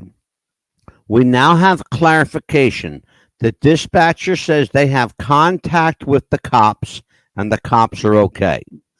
Okay. Here, so I just want to make sure your cops in the basement were okay. Okay, everything's fine. Okay. All right, thank you. Bye-bye. Thank you. I just wanted to make... Okay. That was part of the problem. Okay. Because when the 911 operator said that, yes, immediately the first thing the woman thought was that the Benoits are okay. Well, she knows better because she saw them dead. She saw them dead with. She's the one who called them. She wanted to make sure that the police were okay because she didn't know if the killers were still in the house. Right, and she wanted to make sure that Chris was going to be okay because she couldn't find him anywhere, and she was scared to go down in the basement. Yeah, and as it turned out, that's where they ended up finding him. Right. Or they found a lot of stuff in the basement. They did find him. They found blood in the basement. Right. They found his home gym down there. Mm-hmm. They also found a Bible open to a particular verse. Now, The interesting thing about that verse was that it was the verse that Chris and Eddie used to share with each other. Okay? Mm-hmm. Well, who would know that? Who would know that? Just Eddie and him. No. Mm-hmm. No. No. You haven't been paying attention to anything. Nothing. Nothing. Who else would know, With man? Chavo, too, if he told Chavo. That's the word I was looking for, Chavo. Thank you. Who else would know? Eddie and Chris, for sure, certain. Of course, they know. But who else would know? Mm-hmm. Chavo would know. Why? Because he traveled with his nephew. Yes. All the time. You got to remember, Chavo was Eddie's uncle. Yes. Okay? But Chavo was only a couple of years older Right. than Eddie. Okay? Mm-hmm. But Chavo Sr., who was Chavo Jr.'s father, was Eddie's uncle. Right. As his elder uncle. Okay? Great uncle, I should say. Mm-hmm.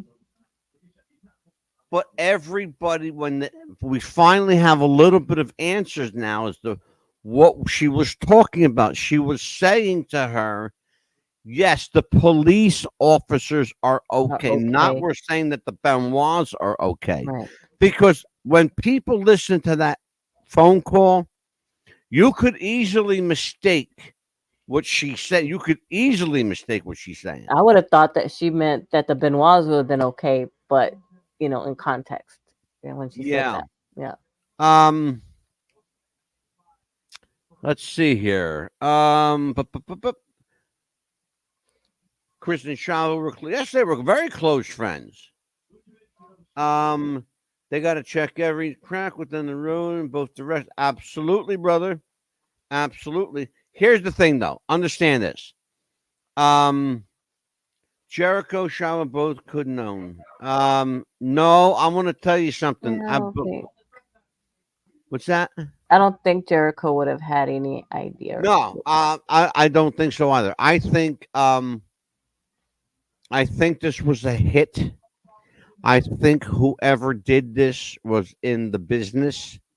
I think whoever did this knew they could get in and out of the house. Chris, who leaves? Think about this. Right. Just use your head. Common sense. Who leaves their house wide open at 3-4 o'clock in the morning with 2 attack dogs out by the pool? Who does that? Nobody does, actually. And who texts you at 3 or 4 o'clock in the morning and says, "Oh, I left the door open. The dogs are out by the pool. In case you need to know." Right. And send it to somebody in Portland, Oregon, and you're living in Fulton, Georgia. That's just maybe that's something to tell you, hey, the job's done. That's the way to leave you that clue, like the job's done. You never know. That's probably their way of saying whoever they hired to tell you, hey, the job's done, and this is how I'm going to leave you the clue. I was talking about the Bible verse. I guess he meant about Jericho and Chavo knew about the Bible verse that Eddie and Chris used to. No, they didn't. No. Mm-mm. But I think that was maybe, like you said. Well, Chavo would have known for sure. Yeah. Because Eddie and his uncle, as I said, mm-hmm. they traveled together. They were on the road together. They used the same hotels together. When Eddie died, it was Chavo who found him. Yeah. Okay? It was Chavo who found him. Interestingly enough. I don't think I wouldn't trust Chavo Guerrero as far as I could throw the son of a bitch. His story has changed 5 times already. Oh, yeah. Will we ever know who killed Chris Benoit? That's the question, Amelia. Will we I ever know? don't think so. I think it's going to remain an unsolved mystery. It will most certainly, I believe that, remain an unsolved mystery.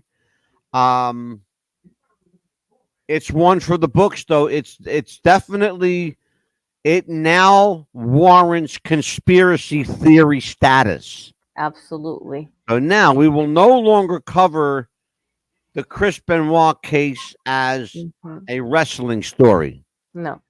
but we will cover it as a conspiracy theory. By If God. we get any more new news, we may do it, but should be the last and final. I have given everything. I have look every audio clip you heard tonight. Go to my YouTube channel. What's the Buzz Popcast? Go there. You'll see Amelia's happy face. God help me. You'll see me there. I'm always there with all his and edited good stuff. and you got some good stuff. And by the way, just as a little teaser, you can only watch those, and you can only watch and listen to those clips if you sign up, because they are members only clips. That's it. Okay? You have to sign up to listen to them. I'm getting smart in my old age. My God. About time. Amelia, what we got coming up? Well, you know what? You're a pain in my ass tonight. What? Oh my God. From now on, we decided that we're going to be doing nothing but conspiracy shows. So it's going to be like murder conspiracy. Yeah, it's going to be Who Killed Amelia. Jesus. Oh, I can tell you right now, it's going to be that way. Oh my God. If I had the mirror, like who done it, murder mysteries, kind of things like that. Yeah. God. Like Angela. What we got coming up next week? Well, it's gonna be all nothing but conspiracy shows. We're gonna be doing murder conspiracies. Yeah. We're gonna be doing. What's your favorite conspiracy topic? Like murder mysteries. I'm eating Really. an apple, you guys. I'm sorry, but I'm hungry. He's hungry. I like murder mystery conspiracies. Like who done it? Who is the one that did this? Or like Black Dahlia, anything like that, like Jack the Ripper, the Zodiac. We probably already did that one because you've already helped solve that one. So anything like we that. Exhausted the Zodiac. Oh yeah, we've done that. But things like that. Any kind of like. By the way, in case you missed it, Arthur Lee Allen is the Zodiac killer. Mm-hmm. Case closed.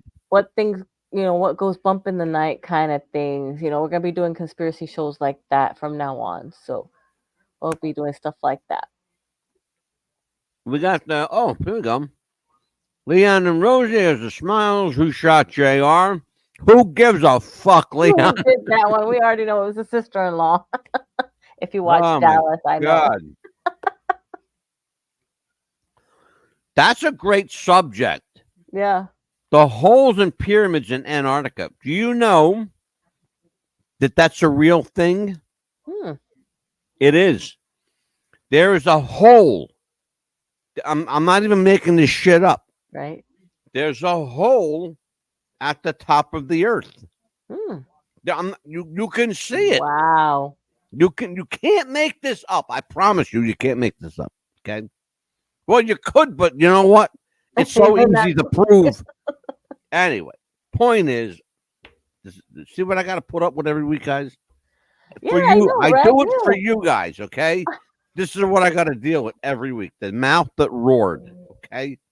I know, he's talking about himself again, right? Isn't that horrible? All right, so we're going to do that. We will do, you know what? Write that down, Amelia. Yes. The pyramids and holes in pyramids in Antarctica. The other thing, my favorite conspiracies have to do with the space program and ET. I love the old, UFO. Now they call them UAPs now. They're not UFOs, they're UAPs. Unidentified aerial phenomenon. And you know what, too, is you really think that those pyramids were built by the slaves? I don't think so. I think they had. No, we're going to talk about that. I think people that did that. My wife has been to Egypt. Oh, really? Well, Yeah, because Adina's first husband was Egyptian. Mm-hmm. And the thing is, in Egypt, we don't have any idea of how big these things really are. Right. Right? She said they're huge, they're enormous. They just go on for like, it seems like just piles and piles of rocks till they get to the top. I don't believe for one moment, not one moment do I believe that these things got up there with rolling trees and pulleys and Too heavy. these things were levitated, brother. I got news for you, brother. They were levitated there. They were put in place. I'll Yes. kill what anybody says. And that's my story, and I'm sticking to it, by God. Well, listen, we had a great night tonight. I promised you, Benoit, 2 hours of Benoit. I delivered. I'm fucking done with Benoit. Jeez. But I do hope they find the killer. Yes. Get these Because people. I don't think to he rest did in it. peace. I don't think Chris Benoit No. did it. I really don't. We need to have them rest in peace. Fine. All of Yeah. those, Chris, Nancy, and Ben. Yeah.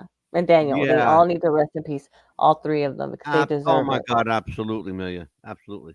Yes. Well, listen, for Amelia the Pitbull Chapman, I am the Mad Dog Angelo DeCipio, and we will see you, God willing, in the creek don't rise.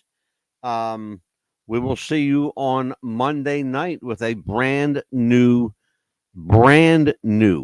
format until January when we officially roll out the new format. But right now, between now and then, we're just going to tease you a little bit, going to play around with some conspiracy stuff.